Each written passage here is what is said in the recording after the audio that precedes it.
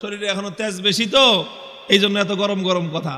তোমার তেজ একটু কমায়া দেই বলে দিছে, জিন্দানখানায় নিয়ে বন্দি করো, খানা দানা বন্ধ, একটা দানা খাইতেও দিবা না, আর এক ফোঁটা পানিও পান করতে দিবা না। ডাক্তারকে বলে রাখছে নারী পরীক্ষা করতে থাকবি, যখন দেখবি যে একেবারে শেষ মুহূর্ত, এখন খাবার দাবার না দিলে আর বাঁচবে না, ওই সময়ে নিয়ে খাবার দিবি। খাবারটা কি দিবি সেটাও ঠিক করে দিছে, বলছে যে মুসলমানদের ধর্মে যে জিনিস হারাম সেটা দিবি, শুয়োরের গোশত আর মদ মিশানো পানি। আল্লাহকে বললাম যে আল্লাহ, তুমি পরীক্ষা করতেছো তোমার বান্দার, যে তোমার বান্দা তোমাকে, তোমার দ্বীনকে, তোমার রসুলকে, তোমার রসুলের আদর্শকে কতটা ভালোবাসে, তুমি এটা পরীক্ষা করতেছো। আর এই পরীক্ষা করার জন্য জীবন দিছো মাত্র কয়টা? একটা মাত্র জীবন দিছো। আর ওই একটা জীবন দিয়ে আল্লাহ তোমাকে কিভাবে দেখাবো যে আমি তোমাকে আর তোমার দ্বীনকে কতটা ভালোবাসি? তুমি আমাকে 1000 জীবন দান করতা, একটা একটা করে জীবন তোমার জন্য উৎসর্গ করে তোমার বান্দা আব্দুল্লাহ বিন হুযাফা দুনিয়ার সামনে প্রমাণ করে দিত ঈমানদারের কাছে ঈমানের দাম কত বেশি। উলামায়ে কেরাম, আহলে হক, হকের ঝান্ডাবাহীরা যদি হকের উপর অটল আর মজবুত থাকে, আল্লাহর পক্ষ থেকে সাহায্য আসে, প্রতিপক্ষ মাথা নত করতে বাধ্য হয়। সাহাবী যুগের ছোট্ট একটা ঘটনার উদ্ধৃতি দিই। হযরতে আব্দুল্লাহ ইবনে হুযাফা রাদিয়াল্লাহু তাআলা আনহু, আল্লাহর নবীর একজন সাহাবী, তিনি এক যুদ্ধে নেতৃত্ব দিচ্ছিলেন একটা ছোট বাহিনীর। ঘটনাচক্রে রোম সম্রাট সে ওই বাহিনীটাকে গ্রেফতার করে ফেলল। আল্লাহর নবীর সাহাবী আব্দুল্লাহ বিন হুযাফা রাদিয়াল্লাহু আনহু সহ প্রায় 50 জনের মুসলমানদের একটা কাফেলা বন্দী হয়ে গেল। এখন রোম সম্রাটের ইচ্ছা হলো মুসলমানের ঈমান পরীক্ষা করবে, আর যে কোনো মূল্যে মুসলমানকে ইসলাম থেকে দূরে সরাবে। এই জন্য প্রথমে আব্দুল্লাহ বিন হুযাফাকে ডেকে নিয়ে অফার দিল, অফার, লোভ দেখাইলো, বলল তুমি ইসলাম গ্রহণ করো, বিশাল অপ্রতিরোধ্য বিশাল সাম্রাজ্য, পৃথিবীর সুপার পাওয়ার রোম সাম্রাজ্যে তোমাকে বিশাল বড় ক্ষমতাবান পদ দিয়ে দিব, মন্ত্রিত্ব দিয়ে দিব, আর আর তোমাকে আমার মেয়ে বিয়ে দিয়ে দিব। পরবর্তীতে তুমি রাজবংশের নিয়ম অনুযায়ী দেখা যাবে তুমি সম্রাটও হয়ে যেতে পারো, বিশাল এলাকার দায়িত্ব তোমাকে এখনই দিয়ে দিব, কিন্তু শর্ত হলো তোমাকে তোমার ধর্ম এবং আদর্শ ছাড়তে হবে। এই কথা যখন বলেছে, আব্দুল্লাহ ইবনে হুযাফা রাদিয়াল্লাহু আনহু রাগে ক্ষোভে অগ্নিশর্মা হয়ে, কোন কোন বর্ণনার মধ্যে এসেছে রোম সম্রাটের দরবারে দাঁড়িয়ে রোমান সম্রাটকে তিনি লক্ষ্য করে বলেছেন, ইয়া কালবার রোম, হে রোমের কুকুর।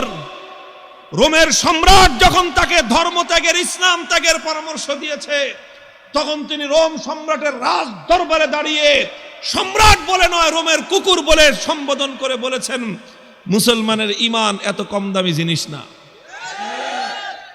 সম্রাট মনে করলো শরীরে এখনো তেজ বেশি, তো এই জন্য এত গরম গরম কথা।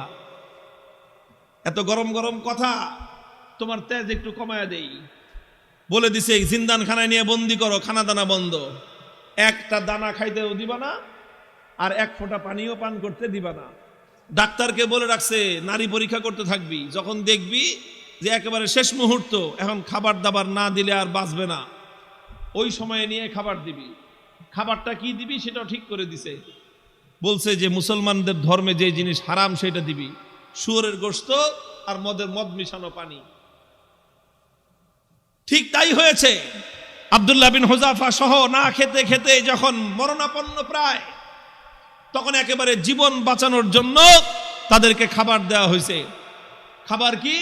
শুয়োরের গোশত আর মদ মিশানো পানি।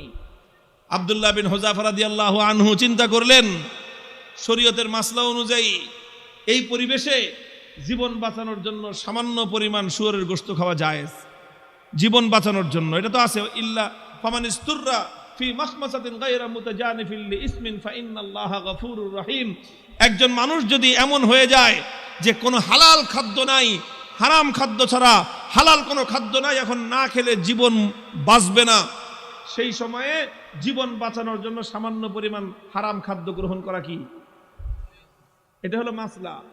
কিন্তু উনি চিন্তা করলেন, এখন তো শুধু হালাল হারামের প্রশ্ন না, এখন প্রশ্ন হলো মুসলমানের ঈমানের আত্মমর্যাদা বোধের প্রশ্ন। আজকে যদি আমি হারাম খাবার খাই তাহলে রোম সম্রাট বলবে দেখছি মুসলমানের ইমানের শক্তি কত দূর। এই সময় মাসলা ভিন্ন। এরকম পরিস্থিতি যদি কারো হয় তাহলে মাসলা ভিন্ন। খাবার খাওয়া হালাল জীবন বাঁচানোর জন্য, এটা যেরকম মাসলা, আর কেউ যদি হারাম খাবার না খেয়ে মৃত্যুকে আলিঙ্গন করে নেয় তাহলে সেই মৃত্যু হলো আফজালুস শাহাদা, সর্বশ্রেষ্ঠ শহীদি মরণ। আব্দুল্লাহ বিন হুযাফা চিন্তা করলেন এখন মাসলা দুইটা আছে, একটা হলো ফাঁকফোকরের রাস্তা, আমি এখন হারাম খেয়ে জীবন বাঁচাতে পারি, আর একটা মাসলা কি, আমি যদি আমার জীবনকে উৎসর্গ করে দেই আমার একজনের জীবন যাবে কিন্তু কিয়ামত পর্যন্তের জন্য রোম সম্রাটের দরবারে ইসলামের ঝান্ডা সমুন্নত হয়ে যাবে। সম্রাট বলবে যে মুসলমানের ইমান বাপরে বাপ, জীবন যেতে পারে কিন্তু মুসলমান ইসলামের গৌরব ভুলুণ্ঠিত হতে দেয় না। তিনি খান নাই, লাথি মারছেন একটা, এক লাথিতে সমস্ত শুয়োরের গোশত আর মদের পাত্রগুলো ভেঙ্গে চূর্ণ বিচূর্ণ হয়ে গেছে। এখন সম্রাট ডাক্তারের কয় কিরে তুই না কইলি জীবন বলে বাঁচবে না, তেজ দিকে এখনো অত। ডাক্তার কয় আমাদের ডাক্তারি মতে তো এত তেজ থাকার কথা না, এটা তো ডাক্তারি মতের তেজ না, এটা তো ইমানি তেজ। এই তেজ এটা শরীরের তেজ না, এটা রুহের তেজ। এটা শরীরের শক্তি নয়, এটা আত্মার শক্তি। যে ইমানদার আল্লাহর ইমান, আল্লাহর উপর আস্থা এবং ভরসাকে দুনিয়াদারদের সামনে মাথা উঁচু করে দাঁড় করাবার চেষ্টা করে, আল্লাহ পাক তার আত্মার মধ্যে অফুরন্ত শক্তি দান করেন। আব্দুল্লাহ বিন হুযাফা যখন এটা করলেন, এবার রোম সম্রাট বলে যে দুইবার খেললাম, দোনো খেলায় হারছি। দুইবার হলো না, প্রথমবার লোভ দিছে, জিতছে না হারছে। দ্বিতীয়বার খাওয়ান দাওয়ান বন্ধ করে টাইট দিছে, জিতছে না হারছে। এবার কয় ফাইনাল খেলা, খেলা হবে। কি খেলা? ফাইনাল খেলা হবে। কার সাথে?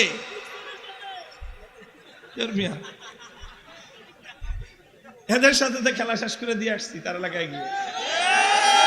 ওখানে কোনো খেলা নাই, এখানে তো অফার করেছি আসো, আমাদের দুয়ার সবার জন্য উন্মুক্ত, বন্ধুত্বের হাত প্রসার করে দিয়েছি আমরা। তোমরা ভুল করতে পারো, আমাদের দায়িত্ব হলো তোমাদের ভুল শুধরে দেয়া।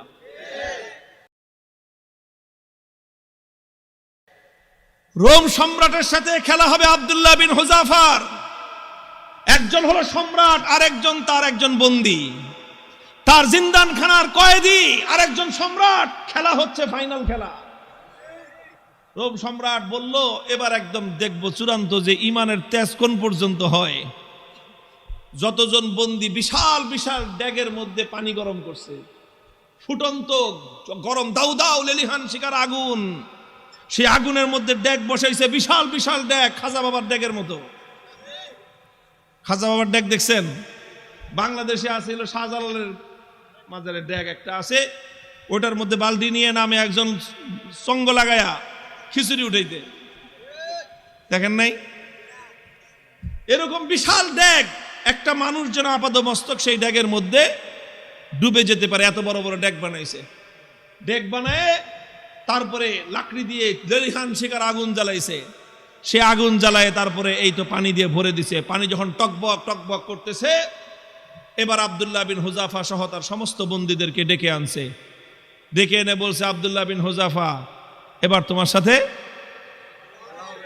কোনটা খেলা? ফাইনাল। তোমাকে সর্বশেষ সুযোগ দিচ্ছি, তুমি দুইবার আমাকে ডিনাই করেছো, আমাকে অপমান করেছো, এবার লাস্ট সুযোগ তোমার জন্য। এই যে দেখো গরম পানি, কথা মানবি আর নাহলে একটা একটা করে এই গরম পানির মধ্যে ছাড়বো, আর পানির মধ্যে ছাড়ার সাথে সাথে দেখবা মৃত্যু কত বিভীষিকাময়। আব্দুল্লাহ বিন হুযাফা নির্বিকার, কোনো কথা বলেন না। সম্রাট বলছে জল্লাদকে ওর সামনে থেকে তার একজন সঙ্গীকে নিয়ে তার চোখের সামনে গরম পানিতে ছেড়ে দাও।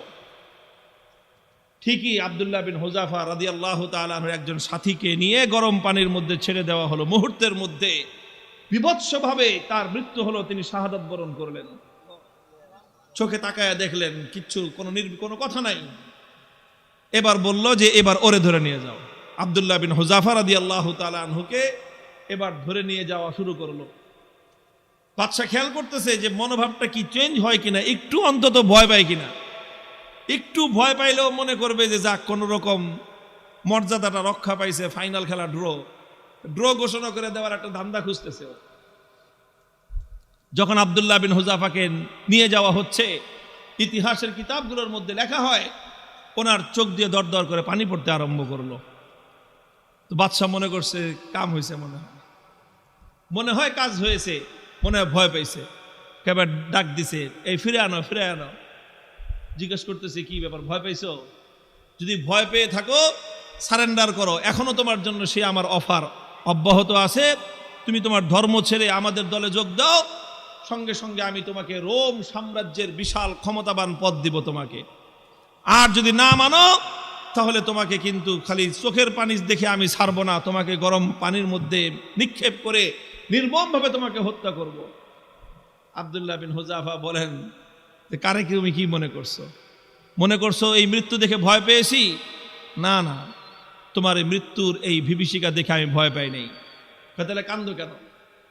পরে কান্দি, চোখের আমারে পানি, হে রোম সম্রাট, তোমাকে দেখাবার জন্য নয়, আমার চোখের অশ্রু তো দুনিয়ার কোন মানুষকে দেখাবার জন্য নয়, আমি আমার জীবন সায়ান্নে মৃত্যুর মুখোমুখি দাঁড়িয়ে আমার রব্বুল আলামিনকে দেখানোর জন্য দুফোঁটা তপ্ত অশ্রুর নজরানা তার কদমে পেশ করলাম।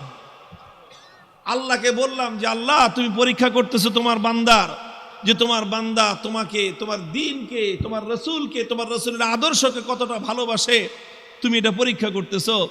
আর এই পরীক্ষা করার জন্য জীবন দিছো মাত্র কয়টা? একটা মাত্র জীবন দিছো।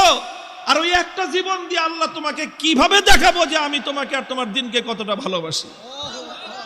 তুমি আমাকে 1000 জীবন দান করতা, একটা একটা করে জীবন তোমার জন্য উৎসর্গ করে তোমার বান্দা আব্দুল্লাহ বিন হুযাফা দুনিয়ার সামনে প্রমাণ করে দিত ঈমানদারের কাছে ঈমানের দাম কত বেশি। তো এই জন্য কান্দি বেটা, আহাম্মক জানি কথাটা। তুই মনে করছিস যে মুসলমান জীবনের মায়ায় কান্দে? আরে মুসলমান তো বিশ্বাস করে যে যতদিন বেঁচে আছি ততদিন কষ্টে আছি, আল্লাহর জন্য জীবন দিব আর জান্নাতে যাব। কি বলেন? সন্দেহ আছে? আল্লাহর জন্য জীবন দেওয়ার মধ্যে আর জান্নাতের মধ্যখানে কোনো দূরত্ব নাই, কোনো দূরত্ব নাই। তুমি জীবন দিবা আল্লাহর জন্য আর জান্নাতে যাবা। তাহলে ভয় কারে দেখাও মিয়া? আমার কাছে একটা জিনিসই আমার বুঝে আসছে যে বেটা, তোমরা যদি বাতিলের উপর থেকে নমনীয় না হতে পারো, আমি হকের উপর থেকে নমনীয় কোন দুঃখে হব? হযরত ওমরের থিওরি ছিল যে আলাইসা কাতলাহুম ফিন্নার ওয়া কাতলানা ফিল জান্নাহ। হযরত ওমর রাগে ক্ষোভে হুজুর সাল্লাল্লাহু আলাইহি ওয়াসাল্লাম এসে বলতেছে যে হুজুর, আচ্ছা কোন তো থিওরিটা এটা কিনা যে বেঈমানরা মরলে জাহান্নামে যাবে, ঈমানদাররা মরলে জান্নাতে যাবে, কথা ঠিক আছে না হুজুর? হযরত ওমর যখন এই কথা কয়, হুজুর কয় তোমার কথাটা তো ঠিকই আছে, যে ওরা মরলে জাহান্নাম, আমরা মরলে জান্নাত। কয় হুজুর তাইলে আবার 3 নম্বর কথা কি? ফালামা নুতি হাযিহি দানিয়াতা ফি দীনিনা। বেঈমান যদি নমনীয় না হতে পারে, মরলে জাহান্নামে যাবে, তাহলে আমি মরলে জান্নাতে যাব, আমি নমনীয় হব কেন?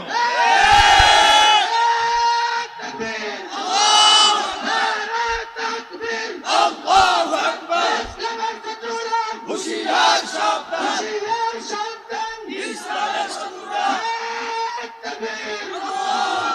আরে বেঈমানরা যদি বাতিলের পথ ছাড়তে না পারে, ঈমানদাররা হকের পথ ছাড়বে কেন? কথার মধ্যে কোনো ভেজাল আছে? হিসাব কিতাব তো ক্লিয়ার, কথা তো পরিষ্কার এখানেই, যে এখানে নমনীয় তো তোমাকে হতে হবে, আমি কেন নমনীয় হব? যেখানে তুমি বাতিলের উপর, আমি হকের উপর, তুমি বদ্দীনের উপর, আমি দ্বীনের উপর, তুমি কোরআনের বিপক্ষে, আমি যখন কোরআনের পক্ষে, নমনীয় তোমাকেই হতে হবে, আমার নমনীয় হওয়ার কোনো স্কোপ নাই। হযরত আব্দুল্লাহ বিন হুযাফা রাদিয়াল্লাহু তাআলা আনহু যখন এই কথা বললেন, সে আরে বেটা জীবন তো একটা আছে দেখে একটা দিতেছি, জীবনে 1000টা থাকলে 1000টা দিয়ে প্রমাণ করতাম যে ইসলাম এবং ঈমানের দাম কত। এই কথা যখন বলছে তখন বাদশাহ কয় যে এটা তো মানুষ না, মানুষ কি এরকম হয় নাকি? আরে মৃত্যুর মুখোমুখি দাঁড়িয়ে মৃত্যুকে আলিঙ্গন করার জন্য পাগল। কয় জীবন একটা আছে দেখে একটা দিতেছি, 1000টা থাকলে 1000টা দিতাম। এখন তো ওর দিলের মধ্যে ভয় ঢুকে গেছে, আল্লাহ পাক রব্বুল আলামিনের পক্ষ থেকে সাহায্য আর নুসরত আসা শুরু হয়ে গেছে। আল্লাহ পাক বাতিলের অন্তরের মধ্যে ভয় এবং ভীতির সঞ্চার করে দিয়েছেন। এখন বাদশাহ মনে করা শুরু করছে যেটা মানুষ না, এটা অন্য কিছু, এটা অন্য কিছু হবে। এখন ওরে যদি আমি শাস্তি দেই, মারি, তাহলে আমি নির্বংশ হয়ে যাব, এরকম একটা ভয় ওর মনের মধ্যে আসছে। এখন চিন্তা করতেছে, এখন ছাইরা দে মা, ভিক্ষা চাই না, এই অবস্থা হয়েছে। এখন সে রাস্তা খুঁজতেছে যে কেমনে এখন এর থেকে বাইচা আসা যায়। এখন যদি আব্দুল্লাহ বিন হুযাফাকে এমনি মুক্তি দিয়ে দেয়, নিজের মান মর্যাদা যা আছে, প্রেস্টিজ সব বেলুনের মতো ফুটো হয়ে যাবে। এখন বলে যে ঠিক আছে, ঠিক আছে, তোমার কিচ্ছু করা লাগবে না, ইমান ছাড়া লাগবে না, ইসলাম ছাড়া লাগবে না, কোনো কিছু করা লাগবে না, তুমি শুধু একটা কাজ করো, আমার কপালের মধ্যে একটা চুমা দিয়ে দাও, তোমাকে ছেড়ে দিব। আব্দুল্লাহ বিন হুযাফা বলেন, শুধু আমাকে একা ছাড়বা না, আমার 50 জন সাথী সঙ্গী সবাইকে ছাড়বা। কয় না, খালি 50 জন না, তুমি যদি আরো নাম কও, ওগুলি সব ছেড়ে দিবে। তিনি চিন্তা করেন, আল্লাহর পক্ষ থেকে নুসরত আসছে, আল্লাহর পক্ষ থেকে সাহায্য এসেছে। আল্লাহ পাক একজন বন্দির সামনে একটা সম্রাটের মাথা নত করে দিয়েছেন। কুদরত কার হাতে? ফাইনাল খেলায় জিতছে কে? কে জিতছে? হযরতে রাসূলের সাহাবী জিতেছেন, সম্রাট পরাভূত হয়ে গেছে। কথা বলেন ঠিক না বেঠিক? তিনি চিন্তা করলেন যে আমার একটা কাজ, এই কাজের দ্বারা তো ইসলামের গৌরব নষ্ট হবে না, আর সঙ্গী সাথীদের জীবন বেঁচে যাবে। ঠিক আছে, তাও ওনার আত্মমর্যাদা এতটা বেশি যে সরাসরি কাফেরের কপালে চুম্বন দিবেন, আত্মমর্যাদায় বেঁধেছে। কাফেরের কপালে নিজের পাঞ্জাবির আস্তিন রাখছেন, আস্তিন দেখে নিজের পাঞ্জাবির হাতের উপর চুম্বন করেছেন। বাদশা কয়ে যেমনি হোক, সম্মানটা তো বাঁচছে আমার, কোন রকম তো বাঁচছে। আমি খালি বলতে পারুম যে না না না, আমি হারি নাই, হুযাফার সাথে আমার একটা মিউচুয়াল আন্ডারস্ট্যান্ডিং হয়েছে, সেইভাবে কাম হয়েছে। বাস সব বন্দীদেরকে মুক্তি দিয়ে দিয়েছেন। এই খবর যখন খলিফা ওমরে ফারুক রাদিয়াল্লাহু তাআলা আনহুর কাছে গেছে, তিনি সাহাবায়ে কেরাম বড় বড় সাহাবীদেরকে নিয়ে অগ্রসর হয়ে আসছেন যে আব্দুল্লাহ বিন হুযাফাকে সংবর্ধনা দেওয়ার জন্য, যে আব্দুল্লাহ বিন হুযাফা, তুমি এবং তোমার 50 জন সঙ্গী আজ রোম সম্রাটের দরবারে আল্লাহর দ্বীনের ঝান্ডা যেভাবে সমুন্নত করেছো, আল্লাহর দ্বীনের গৌরব, মুসলিম জাতির মর্যাদা সমুন্নত করেছো, গোটা মুসলিম উম্মার দায়িত্ব আর কর্তব্য হয়েছে এখন তোমাকে সম্মান জানানো। এই জন্য আমি স্বয়ং খলিফা তোমাকে ইস্তেকবালের জন্য সামনে অগ্রসর হয়ে আসছি। মুহতারাম হাজিরিন, উলামায়ে কেরামকে বলি, আর আলেমদের সাথে যারা আছেন তাদেরকে বলি, হকের উপর অটল থাকতে হবে। জীবন যাওয়া না যাওয়াটা বড় প্রশ্ন নয়, বড় প্রশ্ন হলো আমার জীবনটা হকের পথে গেল কিনা। জীবনের শেষ মুহূর্ত পর্যন্ত ইসলামকে, আল্লাহর দ্বীনকে বিক্রি করে ব্যক্তিগত স্বার্থ উদ্ধার করা যাবে না। আল্লাহ পাক তৌফিক দান করেন, আমিন বলেন।